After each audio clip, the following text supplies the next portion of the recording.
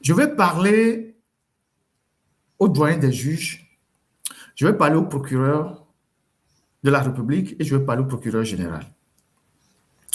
C'est important que je parle à ces gens-là et que je leur rappelle que cette vie-là nous réserve des surprises. Parce que ces gens de personnalités ont brisé beaucoup de vies. Ils ont brisé beaucoup de vies. Beaucoup de gens sont morts à cause d'eux, de par leurs actes. Il faut qu'on le leur rappelle. Monsieur Poyodi, il a été procureur de la République. Aujourd'hui, il est PG, il est procureur général. Monsieur Mahama, aujourd'hui, il est procureur de la République. Et monsieur Aouli Poutouli, non, c'est pas Aouli, il s'appelle Poutouli, c'était son grand frère, Aouli Poutouli qui a fait la TVT. Il est doyen des juges. Je vais vous donner mon exemple à moi. Dans cette vie, il faut faire très, très, très attention aux actes que nous posons. Parce que tous les actes que nous posons dans cette vie, il y a ce que les gens appellent le karma. Il y a toujours un retour contre ceux qui posent les actes. Lorsque j'avais été arrêté avec mes deux collègues, père à l'âme de Joël, et qu'on est passé devant le procureur, donc Mawama, lui, il nous a rapidement expédié parce qu'il avait déjà reçu la consigne de nous expédier. Je vous ai dit que c'est après nous avoir arrêtés que Mawama a appelé le fils d'Agbetome, qui est son ami, qui était démarcheur à la justice, de dire à son père de venir déposer la plainte. On nous avait déjà arrêtés avant que Mawama ne demande à Agbetome de venir déposer la plainte. Et quand on était devant le juge d'instruction, le doyen des juges, il est décédé maintenant. C'est pour ça que j'en parle. C'est un doyen qui a eu à exécuter les plus sales boulots dans les 10 dernières années. Les gens qu'on a arrêtés, les gens qui sont morts en prison, les gens qu'on a torturés, les gens qui sont toujours encore en prison en train de mourir. Ces dossiers étaient dans les mains de ce doyen-là qui s'appelait Adjoli Hyacinthe. Nous sommes passés devant le doyen en audition pendant plusieurs jours. J'ai vu dans les couloirs, et je vous assure que dans le bâtiment isolé qui est au cœur, qui est au milieu de la justice là-bas, pas loin de là où il y a les parkings, c'est là où il y a le bureau du doyen des juges. C'est un bureau qui est totalement sale. Si on vous dit que c'est le bureau d'un doyen des juges, vous n'allez pas croire. À part lui-même, ces toilettes que lui-même il a eu à construire, qui sont dans son bureau, les toilettes qui sont dans le couloir, vous rentrez dedans, vous ressortez. Ça pue l'insalubrité partout. Mais les gens sont dans ça, en train de rendre la justice. Et on prend le téléphone, on les appelle, on les dit, celui-là, il faut le déposer. Celui-là, il faut le déposer. J'ai vu nos frères de Tigre Révolution, tous les jeunes du PNP, ils étaient là-bas, menottés. Beaucoup ont maigri, beaucoup étaient malades. Quand on est sorti, il y a certains qui m'ont appelé. Ils disent, ah, grand frère Ferdinand, faites quelque chose pour nous. Nous sommes en train de mourir. Et ils sont en train de mourir un à un. Il y a eu au moins une dizaine qui sont morts parmi nos jeunes frères là-bas. Et ce doyen des juges-là, puisqu'il a reçu les ordres qui sont venus d'en haut, comme le procureur aussi reçoit les ordres, tout le reste, c'est le cinéma. Il fait semblant de vous écouter, il fait semblant de faire ci, et puis à la fin, il dit, voilà la décision que je prends, voilà la décision que je prends, voilà la décision que je prends. Et c'est un magistrat qui a jugé, qui a connu les dossiers les plus sensibles. Je me rappelle qu'il nous disait que les jeunes de Tigre Révolution, certains sont allés au nord du Bénin pour voir un charlatan, un puissant charlatan, pour faire des gris-gris pour que les balles ne les atteignent pas. Ils ont envoyé des gens chez le charlatan. Le charlatan fait des témoignages. Ils ont mis le témoignage du charlatan contre les jeunes dans le dossier. On a écouté tout ça. L'affaire Adjamabo, Agbeyome, Sativi, tous ces gens-là, c'est le doyen des juges là qui a géré ce dossier-là. Et il a géré ces dossiers-là. Il savait très bien que les dossiers-là sont vides. Mais comme il recevait des consignes, il faisait ça. Il a fait ça pendant des années. Je parle de son exemple pour parler aux autres. Il a fait ça pendant des années. En ce moment, il y avait M. Poyodi qui était procureur de la République. Après, Poyodi est parti à la Cour suprême, à la Cour d'appel. Il est maintenant PG. Donc, c'est Poyodi qui était procureur de la République et Adjoli Hyacinthe était doyen des juges. Et beaucoup de jeunes qu'on a arrêtés sont morts, au moins une dizaine. Vous imaginez? Une dizaine de jeunes qui ont été torturés. Quand vous recevez des gens qui vous avouent qu'ils ont été torturés à la police, qu'ils ont été torturés à l'ANR, le juge, il ouvre une enquête contre les tortionnaires et il libère la personne. Parce que les aveux qui ont été recueillis sous la torture. C'est ce qu'on leur apprend à l'école de magistrature. Mais ils passent outre ça et ils détruisent la vie des gens. Ils détruisent la vie des gens. Alors, ce doyen des juges, il était aussi, il participait aussi à beaucoup de conférences avec le CENTIF et tout ça. Entre-temps, on fait des affectations et on le sort. Ils ont peut-être commencé par douter de lui. Ils ont commencé par douter de lui. Je ne sais pas s'il a bavardé quelque part ou il a parlé quelque part. Vous savez ce qu'ils ont fait? Parce que la dernière fois, je vous ai dit qu'ils forment des unités spéciales qui rentrent chez les gens à la maison sans effraction.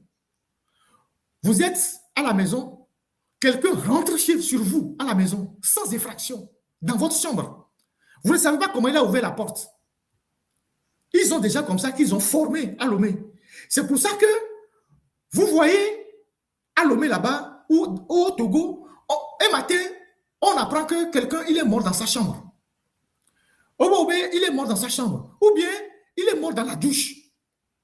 Il est mort dans sa chambre, il est mort dans la douche. Ce sont des assassinats déguisés. C'est des gens qui sont spécialisés, qui exécutent des basses besognes. Donc, quelque temps avant la mort de ce doyen des juges-là, je ne sais pas s'il a bavardé quelque part. Les gens disent qu'il était dépassé par ce qu'on lui demandait de faire. Il voulait trouver un moyen pour aller à l'international. Je ne sais pas, je ne connais pas la vérité. Mais il s'est fait que quelques semaines, quelques mois avant qu'il ne meure mystérieusement, il y a des gens qui sont arrivés dans sa maison de façon opération kamikaze. Des gens, des barbouzes sont arrivés dans sa maison par effraction. Il ne sait pas comment ils sont rentrés dans sa maison. Ils ont pris son ordinateur principal et ils ont disparu. Des gens sont rentrés chez lui et ils ont pris son ordinateur principal. Ils n'ont pris que l'ordinateur. Ils sont partis. Vous voyez? Et les gens ont disparu. Après, dans le remaniement, dans les affectations, il a été affecté. Ils l'ont sorti doyen des juges pour le mettre vice-président du tribunal de Lomé. Vice-président du tribunal de Lomé. Et donc, c'est en étant vice-président du tribunal de Lomé, il exerçait toujours ses fonctions de juge qui participe au séminaire sur les flux financiers, l'évasion fiscale. Donc, ils sont partis à une réunion à Abidjan. Ils étaient 2 ou 3. Il y avait le procureur général là-dedans, dans la réunion, dans le voyage. Le Poyodi, là, il était dans le voyage. Ils sont partis à Abidjan pour une conférence ou un séminaire. C'est à Abidjan là-bas. Et alors qu'il était en très bonne forme, il est parti, il a voyagé avec ses collègues, 2 de ses collègues qui sont allés à Abidjan, qu'il a commencé par avoir des maux de ventre. Abidjan. Qu'il a commencé par avoir des maux de ventre à Abidjan. Et l'affaire a dégénéré rapidement. Au lieu de l'hospitaliser en Côte d'Ivoire pour le stabiliser, pour lui permettre d'avoir des soins, les autres ont dit non, le vol, l'avion Lomé-Abidjan, c'est juste 1 heure, il faut qu'il rentre à Lomé. Donc, ils l'ont ramené à Lomé au lieu de l'amener directement aux urgences en Côte d'Ivoire pour qu'il soit soigné. Ils l'ont envoyé, ils l'ont dit non, il faut qu'on rentre à Lomé. C'est une affaire très mystérieuse. Hein? Ils disent non, il faut qu'on rentre à Lomé. Il est rentré à Lomé dans un fauteuil roulant, en train de se tordre de douleur. On le prend immédiatement de l'aéroport, je pense qu'on l'amène à Tocoin ou bien à Doc Talafia, et puis il décède dans les heures qui suivent. Il décède dans les heures qui suivent. Il s'appelle Hyacinthe Adjoli. C'est lui qui a connu notre dossier. Il décède dans les heures qui suivent et son décès a provoqué quelque chose d'assez effrayant, non seulement dans la magistrature, mais aussi dans sa famille, parce que les gens se sont dit, il s'est passé quelque chose. Même son inhumation, il y a eu toute une polémique autour de son inhumation. Alors, voilà quelqu'un qui a servi pendant des années le système, qui a participé dans son rôle de doyen des juges à détruire des vies des gens. Et un matin, je présume que le système s'est débarrassé de lui comme ça. Alors, je parle de son exemple pour interpeller l'actuel doyen des juges, celui qui a pris sa place, M. Poutouli. Ce qu'on vous dit de faire et que vous faites avec enthousiasme et que vous le faites sans gêne, vous déposez les gens en prison, vous les maintenez en prison, vous savez que c'est des innocents. Sachez que le système que vous êtes en train de servir là, d'autres ont fait ça avant vous. Le bureau que vous occupez là, quelqu'un d'autre a occupé ce bureau avant vous. Mais voilà les conditions dans lesquelles il est mort. Si vous avez la crainte de Dieu, réfléchissez quand on vous donne les ordres de déposer telle personne en prison avant d'agir. Le dossier Nyakadé, tu sais très bien que c'est un dossier qui est vide, mais tu as déposé cette dame-là. Il y a d'autres dossiers de prisonniers. Vous arrêtez les gens, vous les déposez. Donc, je tiens à t'interpeller directement. Et puis, sachez que Faure Gnassingbé, le règne de Faure Gnassingbé n'est pas un règne éternel. Faure Gnassingbé n'est pas un immortel. Il finira d'une manière, pas d'une autre, pas partir. Et c'est vous qui allez assumer les actes que vous posez aujourd'hui. Parce que ces actes que vous posez aujourd'hui détruisent des familles, détruisent des gens, détruisent des communautés. Et vous allez en payer le prix, y compris le procureur, M. Mawama. M. Poyodi, il y a des juges de la Cour suprême, de la Cour d'appel. C'est vous qui avez connu le dossier des gens de Tigre Révolution. C'est vous qui avez tout fait en tant que représentant du parquet pour que ces enfants restent en prison. Ils en sont morts. Plusieurs sont morts. Mais vous dites que vous êtes un chrétien. Dimanche, vous allez à l'église. Vous priez Dieu. Vous dansez. Mais à cause des biens de ce monde, de votre confort personnel, vous recevez des consignes de votre ministre, puisque vous dépendez du ministre de la Justice, puisque vous êtes au parquet, pour appliquer des lois iniques contre les citoyens. C'est vous qui avez connu ces dossiers-là au niveau du tribunal de Lomé, en tant que procureur de la République. Et beaucoup de ces enfants sont morts. À la Cour suprême, il y a eu des juges qui ont eu le courage d'ordonner la libération des 12 derniers prisonniers de cette histoire de Tigre Révolution. Les voilà, ceux qui sont encore en prison. Il y a eu des juges courageux à la Cour suprême qui ont décidé, non, à la Cour d'appel, qui ont décidé de libérer ces compatriotes-là. Des gens qui font déjà 10 ans, combien d'années en prison. Certains sont même morts vivants. Quand vous les voyez, vous ne savez même pas s'ils vont encore tenir. Ils sont morts vivants. Il va à une église réveillée, je ne sais pas laquelle, je pense que ce n'est pas... Il y a une église dans laquelle il va. Et donc, c'est vous, les juges ont décidé de libérer ces gens-là. Depuis 3 ou 4 mois, vous les maintenez en prison. Puisque le juge a tranché, ce n'est pas le juge qui les sort de prison. C'est vous, en tant que procureur général, qui devez ordonner leur sortie de prison. Et vous les maintenez en prison. Et ces jeunes-là, aujourd'hui, ont entamé une grève de la faim. Ils sont libérés sur le papier, mais vous les maintenez en prison. C'est des jeunes qui ont de la famille, qui ont des enfants, qui ont des femmes. Ils sont en train de mourir un à un. Il y a 10 qui sont déjà morts. Mais vous avez le cœur, en tant que procureur général, de les maintenir en prison. Sachez que la roue tourne. La roue tourne. Elle tournera pour vous et pour vos enfants. Ne pensez pas que parce que vous êtes des magistrats, vous êtes des juges, donc que demain là, rien ne vous arrivera. Faure Gnassingbé là, c'est un être humain. Un pouvoir politique, ça peut s'effondrer à tout moment. Et le pouvoir togolais aujourd'hui, c'est un pouvoir qui est disloquant. C'est un pouvoir qui a des difficultés. C'est un pouvoir qui a des difficultés. Et vous continuez pas à faire le zèle pour détruire des vies. Ah, il va à l'église de Pentecôte. Ah, voilà. Il faut interpeller leur pasteur. Interpeller les pasteurs de l'église pentecôtiste. Là où il va prier. Interpellez-les. Vous détruisez des vies pour le plaisir d'un homme qui va quitter le pouvoir demain et qui va vous lâcher. Le juge Adjoli, qui a servi pendant des années, si on lui avait dit que c'est comme ça qu'il allait finir, il n'allait jamais faire ça. Personne ne se soucie peut-être aujourd'hui de ses enfants. Il avait des enfants de bas âge quand il mourait. Et vous, vous faites ça. Vous détruisez la vie des gens qui sont encore en prison et dont la justice même a donné la libération. Et comme vous, vous êtes au parquet, vous avez reçu des consignes politiques pour les maintenir en prison. Et ils sont en train de mourir petit à petit. Et vous dites que vous êtes procureur général. L'histoire va vous rattraper. Je parle avec une certaine rage pour que si vous avez encore une conscience, vous interrogez votre conscience. Fort Yacine que tu vois là, c'était un être humain. Demain, il peut tomber. Je ne le souhaite pas. Dieu seul sait pourquoi il fait les allers-retours à Milan ces temps-ci. Dieu seul sait pourquoi il fait ça. Pourquoi il court à Milan ces temps-ci. Dieu seul sait. Je sais aussi en partie, mais je ne vais pas dire. Mais Dieu seul sait.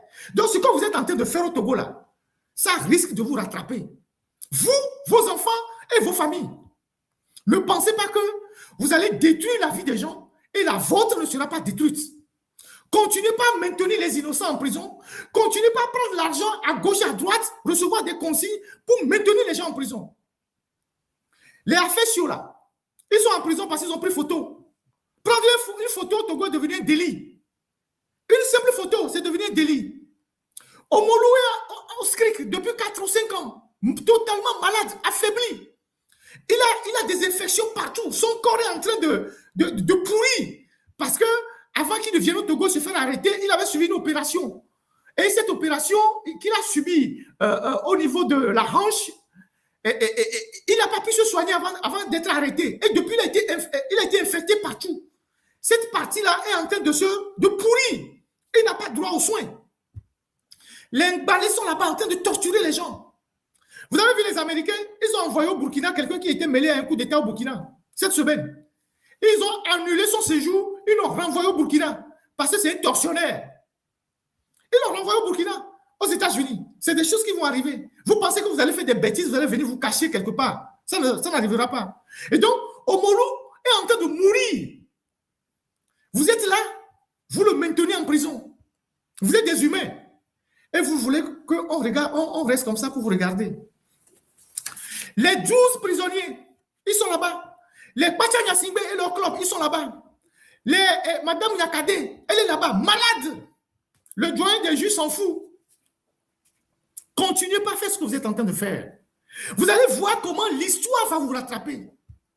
Fort Yacine là, je vous le répète, c'est un humain. C'est un homme fait de chair et de sang. Un matin là, il peut se lever comme un autre matin, il ne peut pas bien se lever. C'est un être humain. Continuez pas à faire sa volonté contre le droit et contre la nature. Et vous allez voir comment Dieu va vous punir. Et Dieu va vous punir sévèrement. Sévèrement. Il y a vos camarades syndicalistes là. Le 1er mai, Union syndicale des magistrats du Togo, qui ont lu une déclaration devant le ministre Adjouvi. Et ils ont eu le courage de dénoncer l'instrumentalisation de la justice. Monsieur le ministre, ça c'est la déclaration. Donc j'ai pu me procurer une copie. Lu par vos propres collègues magistrats. Au moins, il y a encore quelques magistrats qui sont intègres dans le corps judiciaire et qui interpellent de temps en temps les autorités. Monsieur le ministre, voilà, il dit ceci. Il rappelle au ministre ses propres propos. Et puis après, il dit ceci. Monsieur le ministre, il est plus que temps. Ce sont les magistrats qui disent ça. Hein. C'est la lettre qu'ils ont lue devant le ministre, le 1er mai. Monsieur le ministre, il est plus que temps que cette instrumentalisation cesse, car elle fait davantage du mal au pays qu'aux acteurs visés. En effet, aucun investisseur étranger ne peut envisager de s'installer dans un pays où la justice est officiellement présentée comme l'institution la plus corrompue. C'est les magistrats qui ont lu ça devant le ministre de la Justice le 1er mai. Je répète, monsieur le ministre, Il est plus que temps que cette instrumentalisation cesse, car elle fait davantage du mal au pays qu'aux acteurs visés. En effet, aucun investisseur étranger ne peut envisager de s'installer dans un pays où la justice est officiellement présentée comme l'institution la plus corrompue. C'est les magistrats qui disent ça devant le juge, devant. C'est ça. Vous imaginez?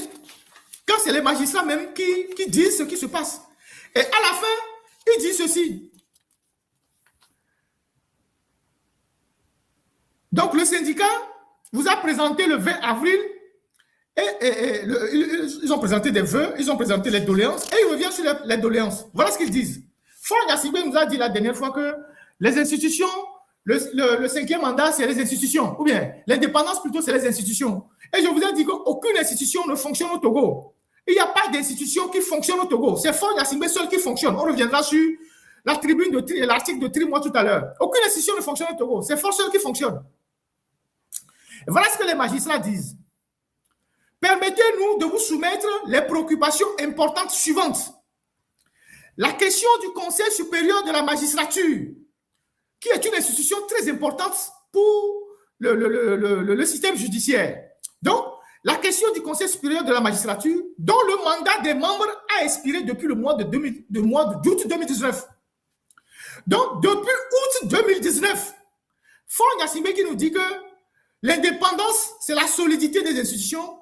Les magistrats rappellent au ministre Adjouvi que depuis le mois d'août 2019, les membres du Conseil supérieur de la magistrature, leur mandat est terminé. Et donc, les gens fonctionnent depuis 7 ans dans l'illégalité. Donc, depuis 7 ans, Ford n'a pas eu le temps de remplacer les membres du Conseil supérieur de la magistrature. C'est pareil pour la HAC. Et c'est les juges qui le rappellent au ministre. Ils disent, la question du Conseil supérieur de la magistrature, dont le mandat des membres a expiré depuis le mois d'août 2019, constitue un véritable blocage pour le fonctionnement normal de l'institution judiciaire. Ford Yassibé dit que les institutions fonctionnent. Les juges disent que depuis 2019, il n'a pas renouvelé le mandat des membres du Conseil supérieur de la magistrature. Donc, ceux qui sont là actuellement sont dans l'illégalité. Et ça bloque le fonctionnement de l'institution judiciaire. Donc, Ford est pris au mot de ses propres contre-vérités par les magistrats.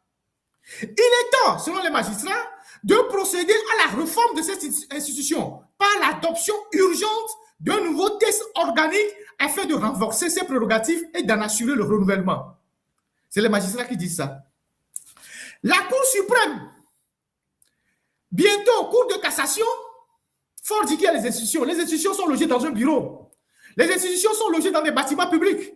Mais au Togo, la plupart des ministères et des institutions sont soit en location ou soit des SDF. On en parle tout à l'heure. La Cour suprême, bientôt la Cour de cassation, ne dispose pas d'un siège digne de ce nom.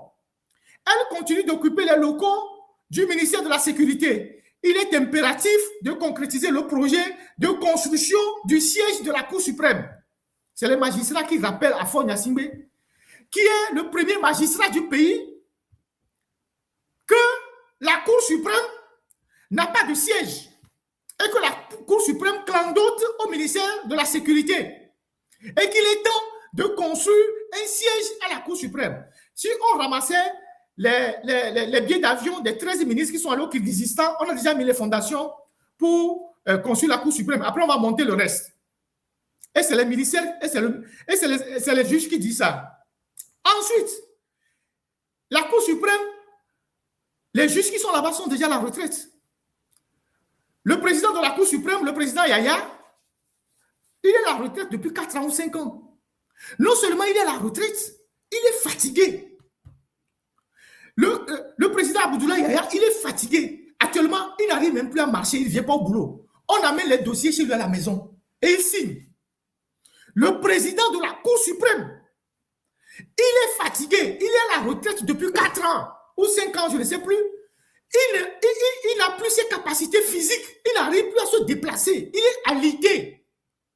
Il est à la maison, on lui amène les dossiers et il signe. C'est ça le fonctionnement de la République togolaise. Le juge Abdoulaye Yaya, le président de la Cour suprême, il est malade. Il est à la retraite aussi.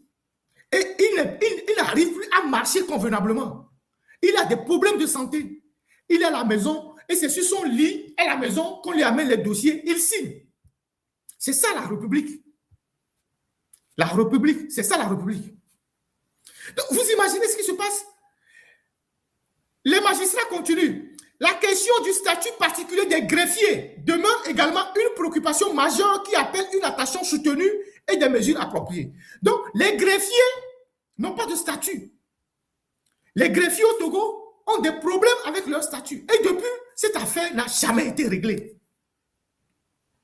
Ça n'a jamais été réglé. La gouvernance de force, c'est comme... je ne sais pas comment vous dire ça.